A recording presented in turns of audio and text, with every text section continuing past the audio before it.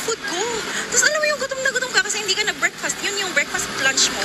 Pagdating mo, wala na yung food mo sa table. Kuya, saan yung pagkain ko dito? Yung may naglilinis. Sabi niya, kasi ma'am, may 45 seconds kaming policy. Pag 45 seconds, nawala na daw yung... Papayag ka ba na biglang hahablutin yung mga pagkain mo sa Jollibee kapag tumayo ka lang at umalis sa table mo for 45 seconds, such as meron ka ng in-order ulit na pagkain o kaya nag-CR? Ganito kasi ang nangyari kay ate girl nang biglang kinuha ang kanyang pagkain at nainis siya at napahiya nang makita niyang na-clear na yung table at ibinasura na ang kanyang pagkain. Customer, kinukuha na daw nila yung food. Sabi, kalalabas ko lang ng Jollibee. Naglalakad pa lang ako ngayon at nanginginig pa ako. Tatagalogin ko to kasi since sa Manila nangyari. Andito naman ako sa Manila. Nanginginig pa rin ako kasi hindi ko alam ha.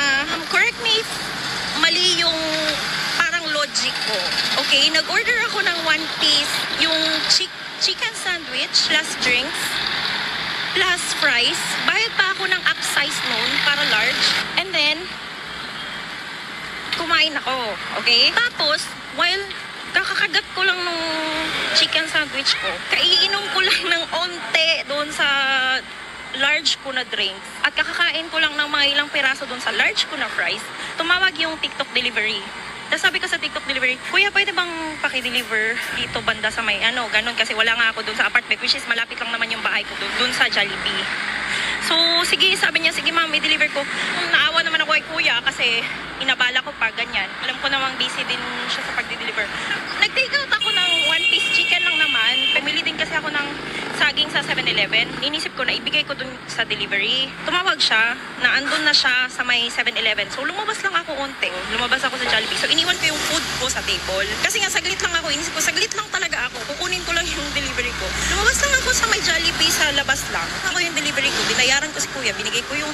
Tapos ngayon, pagbalik ko sa table ko, wala na yung food ko. Tapos alam mo yung gutom na gutom ka kasi hindi ka nag-breakfast. Yun yung breakfast lunch mo. Pagdating mo, wala na yung food mo sa table.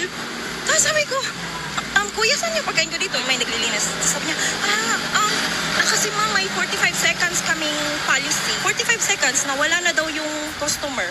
Kinukuha na daw nila yung food. Sabi niya, saglit lang ma'am ha, kakasabing ko lang yung manager. Tapos ngayon, pumunta ako sa manager, tapos syempre nanginginig na ako kasi nagulat ako. Sa gulat na parang, anong nangyayari? Anong policy yan?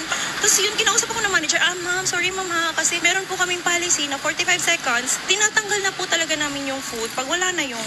Sabi ko, sabi ko, what if umihi lang yung tao, tumayo kasi umihi. Kukunin niyo yung food. Sabi ko, nakita niyo naman, ang dami pa yung food, kasi hindi pa nabawasan. Sabi niya, sorry talaga ma'am, kasi yun talaga yung policy namin. Kasi, okay, may point siya na iniiwasan nilang langawin. Sabi ko naman, may langaw dito sa inyo. Hindi naman sana, okay, normal naman yan, magkakalangaw, no, gano'n. Yung parang, sa inis ko na lang din ba? Tapos sabi ko, so nilangaw dito sa inyo? Sabi ko, still, sabi ko, hindi pa rin tama yun na ilang segundo lang ako, saglit lang ako, dyan lang ako sa labas, kinuha ko lang yung order. Never nangyari sa akin yung ganyan. Sabi ko, kinukuha niyo yung hindi pa nabawasan. Kapag wala kayong nakitang tao, saglit lang. Kinukuha nyo kaagad, samantalang hinahayaan nyo yung mga taong walang order, nakaupo siya na ang tagal-tagal sa table, or kaya naubos na nila yung order nila, tapos nagstay pa sila, tumatambay sila ng matagal, ganyan-ganyan. Sabi niya, sorry talaga ma'am. Sabi nung, at that moment kasi nanginginig talaga ako sa inis, kasi nagulat ako, na-shock ako the first time nangyari yung ganun. Never akong ganyan na, pagdating mo, wala na yung food mo, tapos syempre gutom na gutom ka. Tapos, in fairness, masarap pa naman yung chicken sandwich nila. Sabi niya, i-compensate naman nila. Ibalik na lang po, bigyan ka po namin ulit ng order nyo. Pero syempre, parang napahiya ka, at the same time, nainis ka, sa gutom mo, sa galit mo, parang naghalo-halo na nanginginig pa ako. Parang nagulat lang ako ba, na parang sa tagal ko sa ibang bansa, dating ko dito, ganun. So parang, anong policy yan? Anyway, parang gusto ko lang ma-inform. Gusto ko lang ding maliwanagan kung totoo ba yun na 45 seconds pag walang tao. Pero wala nga yata akong 45 seconds eh. Saglit lang ako lumabas, kinuha ko lang yung order ko. Ito yung order ko sa TikTok. Tapos yun, parang let me know naman. Totoo ba yun? Sa inis ko nga. Sabi ko na lang, no, ayoko na. Sabi ko, lumabas na lang ako. Kasi nga sa inis ko, tas anyway, ay nako, yun lang. Gusto ko lang event out sa Pasay, sa may Pasay na Jollibee ako kumain. As a former Jollibee employee, noong kapanahunan ko, hindi pa ipinapatupad yung 45 seconds policy. So, I feel yung nararamdaman ni ate kasi na-disappoint siya, it's because yung situation niya, meron lang talaga siyang order na kukunin or ipipick up and then babalik ulit siya sa kanyang table. Unfortunately, ibinasura na or dinispose na at dinish out na yung kanyang pagkain kasi nga lagpas 45 seconds na nung umalis siya sa kanyang table. Tapos, ang isa pa, hindi siya nagpaalam sa crew. Hindi siya nagpaalam na babalik siya or yung ganon, basing from sa video. And then, number 3, she felt parang na-insulto, napahiya, mga ganyan. Kaya, naiinis siya.